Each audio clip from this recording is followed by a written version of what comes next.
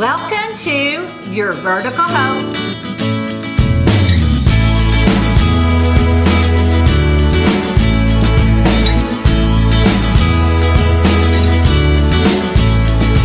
Hi, I'm Michele Davenport, and this is Your Vertical Hope Show, and we are here with Jenna for a second episode because you know what? We just couldn't fit this all in. Matter of fact, I don't think we went off this very much at all. So now we're gonna get focused, and we're talking about Hope Haven and a domestic violence shelter, sexual and domestic violence shelter that she is in charge of. What's your title there again? I'm executive director. She's the executive director, and you know that I've already partnered with them, and I've shouted it from the rooftops because I've been wanting to do this for a long time. But today, on the second episode, we're going to talk about what it looks like. She is going to tell us what domestic violence looks like. And just in case somebody's watching this episode and they really don't know that they're in a domestic, because they're not holding a gun to your head, or they're not punching you straight in your face, or they're not yanking you around by your hair, so you don't think you're in a domestic violence situation or any kind of verbal abuse or sexual abuse. And so Jenna is going to help us figure that out today. Okay. Yeah, welcome back right here, right now.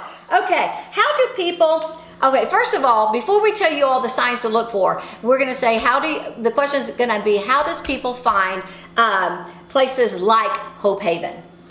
So there's many ways you can find Hope Haven. So you can literally Google domestic and sexual violence shelters. There's a wonderful website that everybody is on. It's called dvshelters.org. And so you can literally type in the area code of where you want to go or where you're at right now, because some people don't want to stay in the same area. And they will literally give you all of the criteria. We fill it out every single year, and all the criteria of the active services that every program currently has. And you can find the right place for you. It gives you all the crisis hotlines, but of course, a lot of the shelters are full. So what you have to do is you really have to call, and a lot of times just ask about maybe a lethality assessment, which determines if you're more likely to be a victim of a homicide, because a lot of places will have, like Hope Haven, will have a spare room for somebody who ranks high on that lethality assessment. Okay, So, wow. Yeah. Okay, so I'm going to go ahead and have her repeat one more time the place that you can reach out to no matter where you live. Yeah, it's dvshelters.org. dvshelters.org. Okay. Now, how does Hope Haven collaborate with other DV and SV programs? So our CEO coalition has a monthly meeting, and we meet and we just chat about kind of what we can all do for each other, and then we're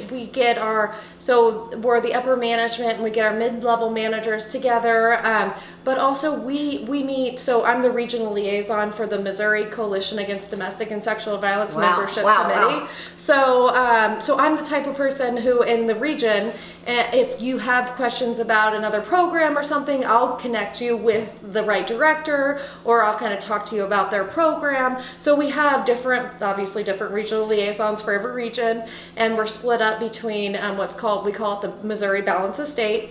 And so we all have different representatives that will be able to tell you, hey, these are kind of what the rural shelters look like. This is what you get when you go to Kansas City.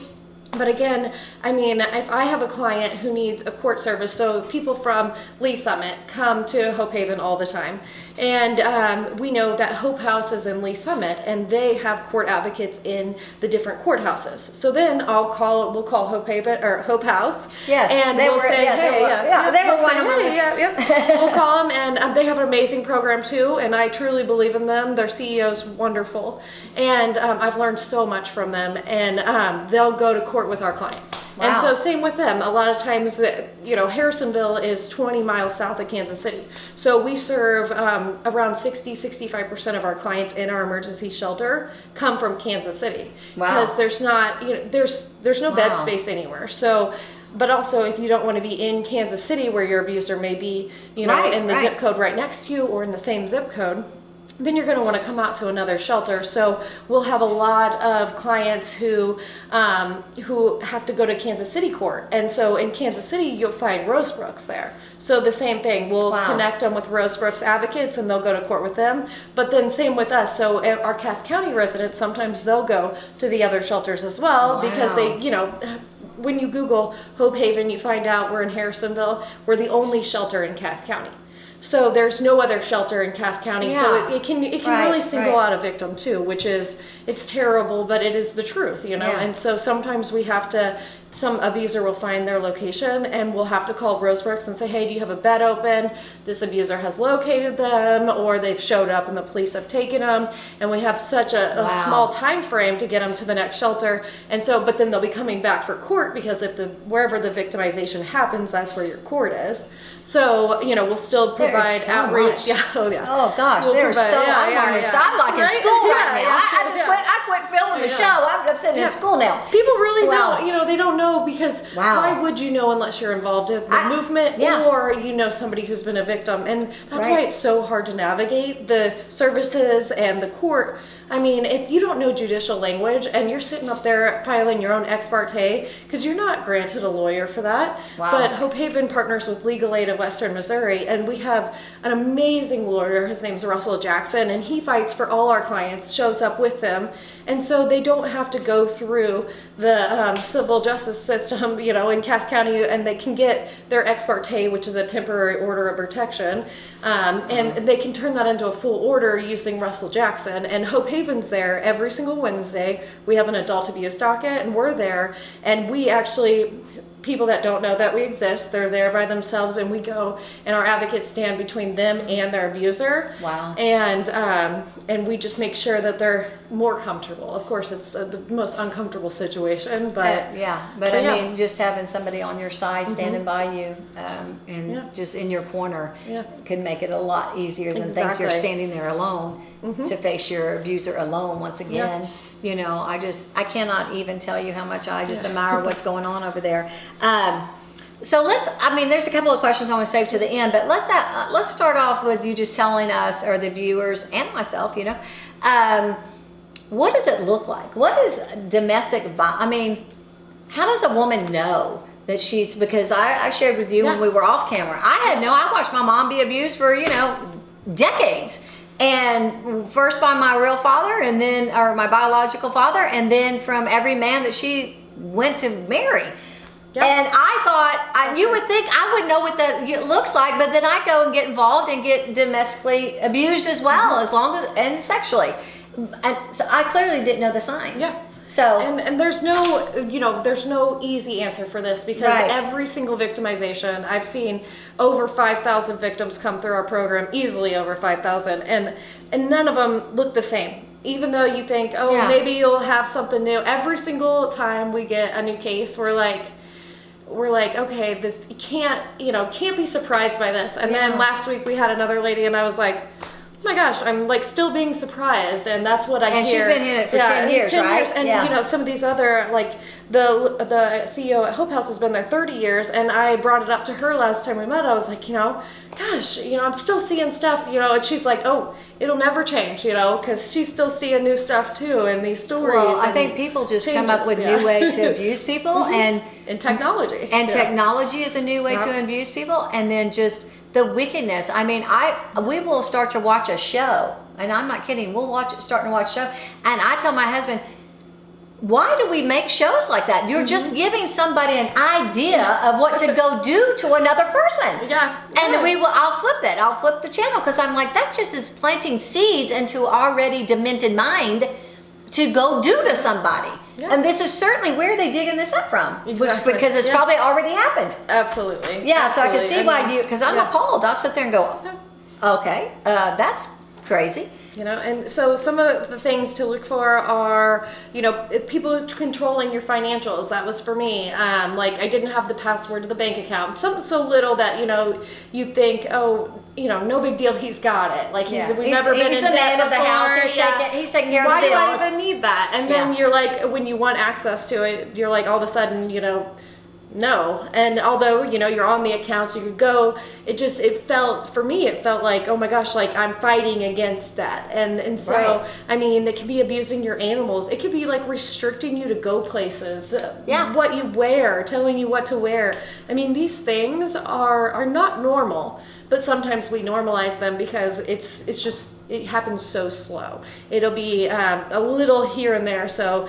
hey, I got the bank, you don't have to worry about it, and then, I asked for the bank account numbers or the password, and it was like, oh, you're gonna have to sign up for yourself. And then, knowing that with my schedule, it'd be hard to get to a bank from 9 to 5 because I'm a full-time college student, also working 3 to 11 at a shelter, and then getting back up and doing it all over again.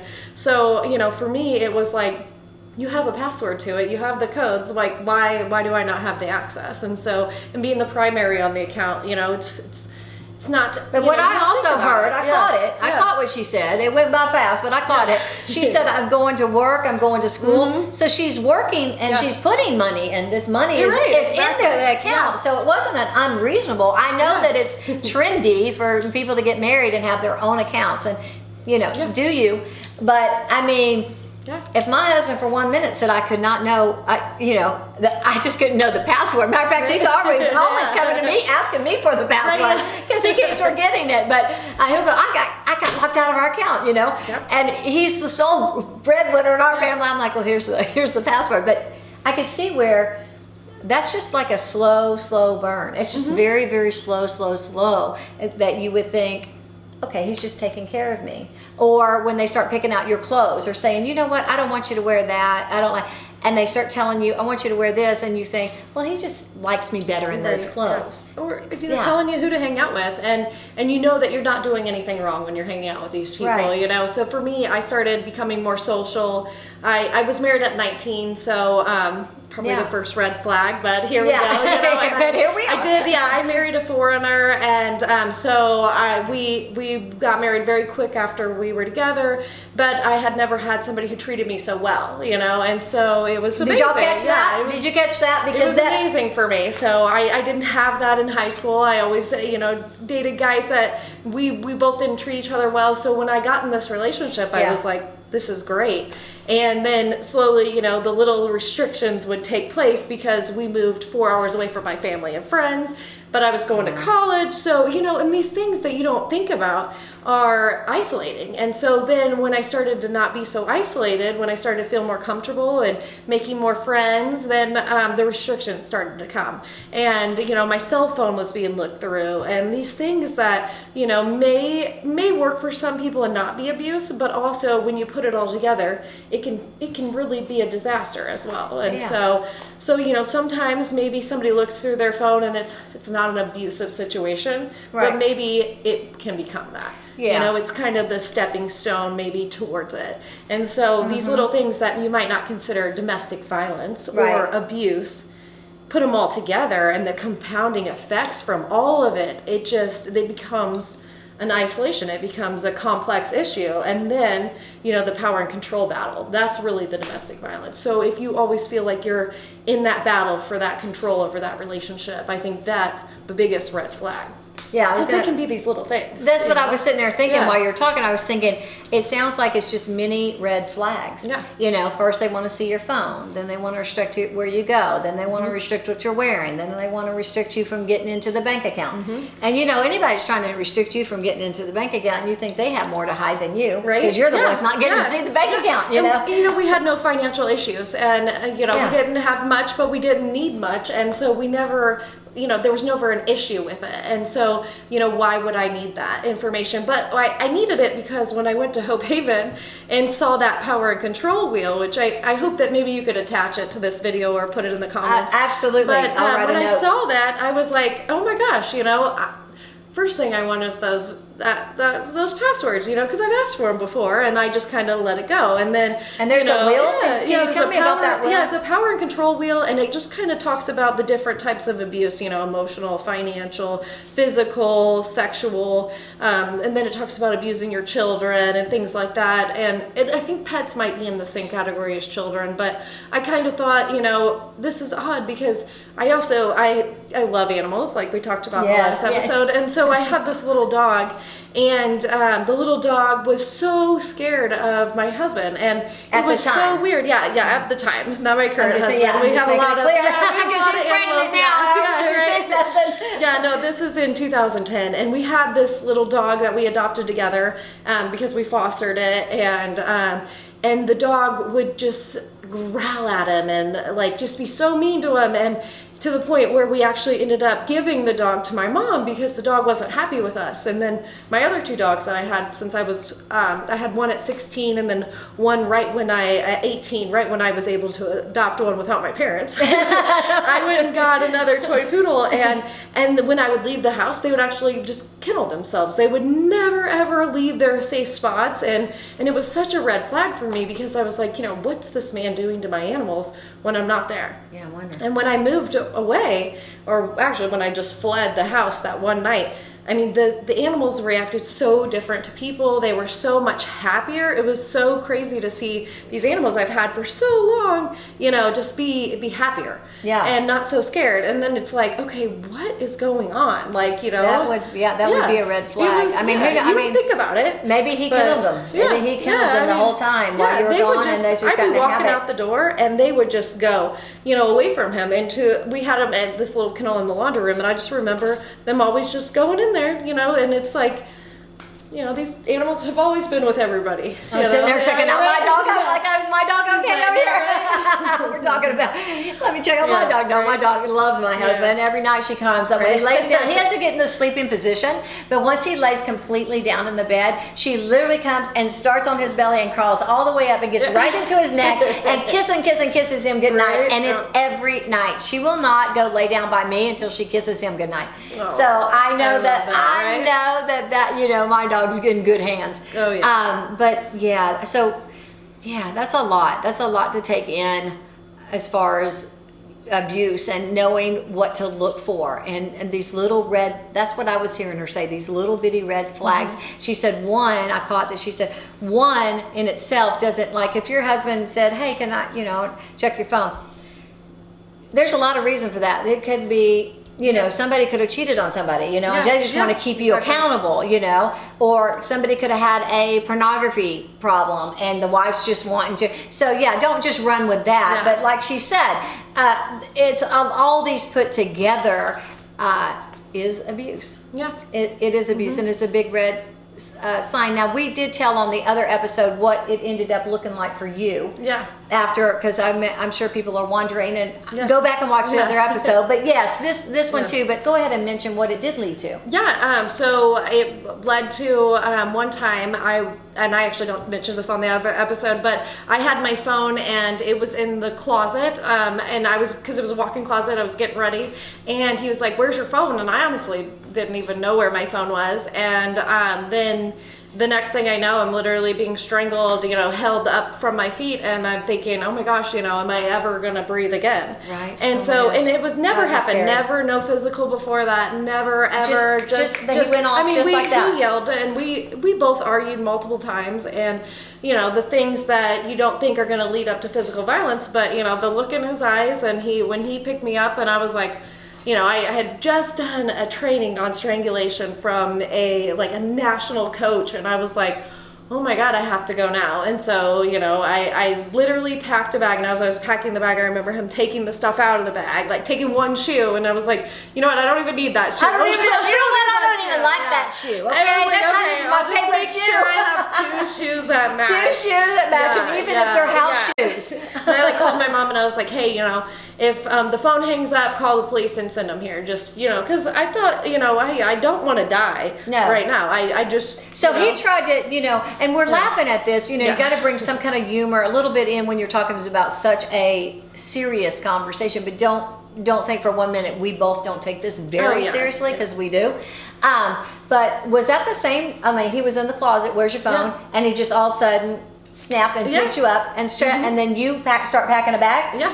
Right. Yeah. Now, do we recommend people do that's in that situation, or did you feel comfortable that he might not kill you in that moment? Well, once he let me go, he was like, are you gonna act like one of your clients? And I was just like, I'm gonna call my mom. Yeah. Are you gonna act like one of my clients? Yeah. And I was like, and I wanted to call the police, but again, he was a foreigner, so I didn't want him to get deported. Yeah. And so, you still think about all the things that can come. Plus, I didn't want to lose my job, and I didn't want to be involved in a domestic violence incident.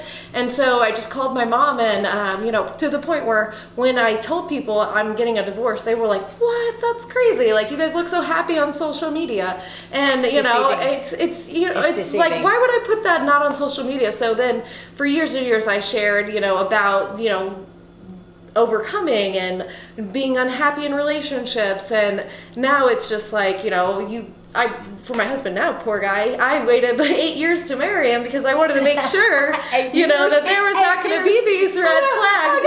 Oh, we're going to check you out for 8 long years. I tested his family, I tested everybody, and I was like, okay, all right. Like, you know, you're good. There are good people in this world. Yes, I got one, and you got one. Yeah. So, I mean, it can be done, ladies. So those of you who are watching and you're like, you know, you're like, I really want that happiness. I really want that joy. I really want to be able to talk about my incident, be free from the sadness of it all. It is possible, and there are definitely good people out there, but I definitely want her to share a little bit more still about some more things that could be red flags for you. Do you have any more, or is that it? If you feel like you're in that power and control differential in that relationship, that is the main red flag. Like, if you're losing control over things that you don't feel like you should, because you know what's best for you, and everybody's story is different, and so you have to be in control of your own story. So, I mean, did you ever have a feeling in here, not to interrupt you, did something go like, they say go on your gut instinct, and I can't tell you how many times that saved me, like literally saved me.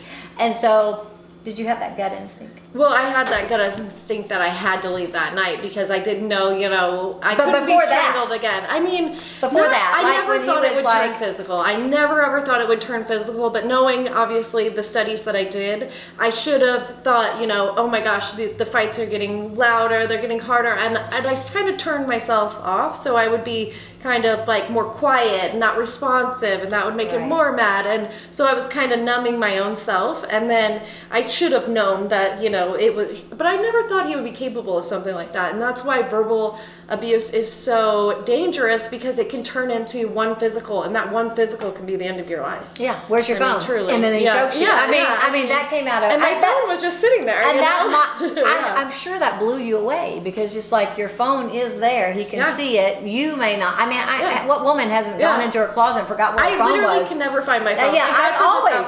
Yeah, me too. I'm like, hey, where's my phone? I'm like, And then it just turned into physical so quickly. Where's your phone? And there you go. And then you called your mom, and your mom helped you. And oh man, I'm so thankful that she did. I know. And and so he didn't try to hurt you no more after that. No, he was really scared because I told him the police will come, and you know he didn't want to get deported either. Oh, well, that was your saving grace. I know. Oh, seriously, because he was more scared of the police, and he thought, well, of course. Wow, that worked in your benefit.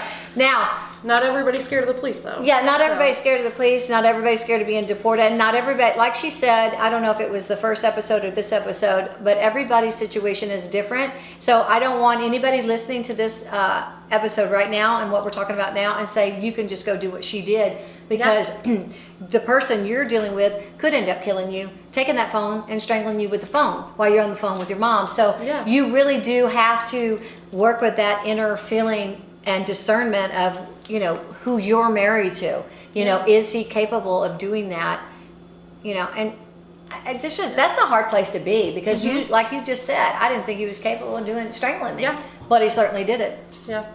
And had he not been scared, this is what I kind of feel in my know so, had he not been scared to be deported, I don't know that she would have got out of there. Yeah. I don't know. Yeah. I just don't know that. I'm not convinced at all. And I don't even know him. And I barely know, Jenna, but I know enough about, a little bit about being in abuse. And yeah, if he wasn't scared and she wasn't already talking to her mom, and her mom already be in the midst of it. And I gotta add too that after the abuse happened, you know, that was the most dangerous time for me too, even though the physical incident happened, because after that it was so great that I had a confidential place to go to. Yes. Because he was driving around Harrisonville trying to find where the shelter was, even though he knew I wasn't staying there. I mean, just because he never knew where I worked. Yeah. And then he would try to figure out which friend I was staying with and all these things. And he would, you know, he would tell me that his family, they were really wealthy and they're gonna fly somebody in to put bombs under my car, and just like really scary stuff. Yeah, that's that very scary. I was like, okay, I'm so glad I have a confidential place, and I didn't just go to my parents' house, you know, where my parents are in St. Louis, so it wasn't an option for me, but like, you know, somewhere where they know where you're at. And that's why Hope Haven, even though you think, oh, I don't want to go to a shelter, like I don't want to be in a community living environment. What a great point. But you going somewhere confidential is literally a lifesaver. It could have saved so many women's lives that I know, and it's so necessary to make sure that they don't know where you're at. If you're in that kind of situation. And I'm sitting here thinking, so if the beds are booked, you know, like, you know, she's already said a lot of times, you know, they have to turn away women and children, and it's not their heart to do it. That's, again, why we're going to come beside them and try to help them even expand further. But am I right to say that if you think you're in that position and you've already started talking to Hope Haven or domestic violence shelter, that you go ahead and get a plan. If it can't be Hope Haven or it can't be a domestic violence shelter, to find you a safe haven that not your parents' house, not the first house. I mean, just think about the first house you would go to. That's all I'm thinking. Right. Think about the first house if you were being abused, where you'd go, and don't go there. Yeah. I don't go, because if you're thinking it, so is he. Oh, definitely. You know what I'm saying? If you're thinking, I'm going to go to my mama's or I'm going to go to my brother's, and he knows, you know, oh, she's close to her sister, or she's, you know, she's a mama's girl or whatever, or daddy's girl. Think of somebody else. And that's the advice I would have. And even if you're not going to report the crime to police, right, going to the police department, and they have all the resources listed, so they can work with programs like Hope Haven. Maybe they have the lethality deal like Hope Haven does, but also we always find a place for a person. Like, you know, that we can't do it off the hotline because it's a confidential hotline and we don't have a release of information for that confidential information. And domestic violence shelters are held very high to a standard of confidentiality. I took the course. Yeah. I was like, wow. Yeah, it's an 8-hour course. That was victimization. So there was a lot. There's a lot. Yeah, and so we can't just transfer you to another shelter. We can call around and see if a bed's open, but the police, they don't have that same standard of confidentiality. You don't have to report it, but they can sit there and make those calls with you and help you. And they can help you even taxi you to the place. They hate being called a taxi, but you know what I mean? They can help you get there. Escort you. Escort you. Yeah, escort you. I should start using that word. Escort you to your next destination. Well, we have about a minute left, and I feel like that was such a great point she just made about if everything else you don't hear, but you hear this one thing, go to your local police station. Yeah. They'll help you. And they don't have that confidentiality issue. Exactly. And if you're in Cass County, Missouri, we have 2 wonderful advocates that work at the sheriff's office, one at the sheriff's office and one at the Belton Police Department. They work really closely with Hope Haven. We're very tight-knit. They do have a confidentiality clause, but they are the most incredible advocates. If something ever happened to me, I hope that one of them show up. And I just told them that the other day, and they were like, what? And I was like, no, I swear, if something ever happens to me, please be the one to show up, because I've worked with them for so long and I have so much trust in them. That's awesome. So many police departments have these advocates, whether you're in Cass County or not. Wow. And going and just telling them your story. You don't have to report the crime. Right. But just telling them what's going on, the resources that police have, they're so overlooked because they're just overlooked. And, so they don't have to say, hey, my husband did this, this, and this. They can just go in there and ask for resources. Yeah, like I need an emergency shelter and I got stuff going on. And usually the police have a cell phone. Almost every police officer is supposed to have a cell phone in their car, and they hand it to the victim. So yeah, wow. Yeah. Well, that's a lot. I mean, I could do another episode, but I'll just have her back. I'll just have her back, and we'll come up with a topic.